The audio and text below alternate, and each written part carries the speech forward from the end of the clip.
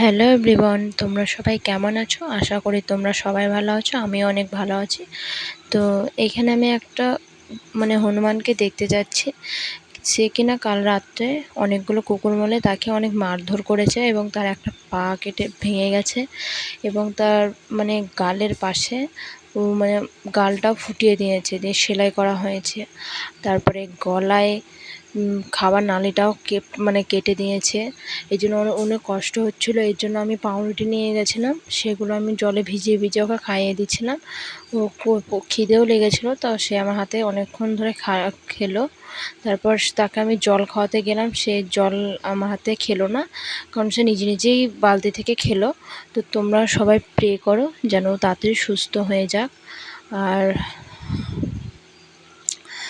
Please একটু, আর তোমরা যারা ভিডিওগুলো দেখছো তাদের কাছে রিকোয়েস্ট করছি, প্লিজ এই হনুমানটার জন্য একটু ভগবানের প্রার্থনা করো যে সে তাড়াতাড়ি সুস্থ হয়ে যাক।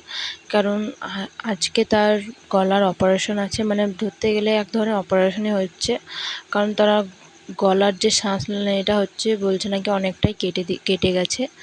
তো প্লিজ তোমরা একটু ওর জন্য একটু প্রে করো। আর এখানে দেখো আমি অনেকক্ষণ ধরে খাওয়াচ্ছিলাম, এখানে আমি জল খাওয়াচ্ছি, দেখতেই পাচ্ছি জল খেচ্ছিল না, হাতে করে দিলাম, তা হাতে করে একবার খেলো। তারপরে সে নিজে ঘুরে বালতির দিকে বসে খেলো। তারপরে এমনি করে অনেকক্ষণ ধরে আমরা ওর কাছে বসে থাকলাম। তারপরে দেখো তার অনেক কষ্ট হচ্ছে, সে নিজে কিছু করতে পারছে না, ওর কোনো হাতে বশ নেই।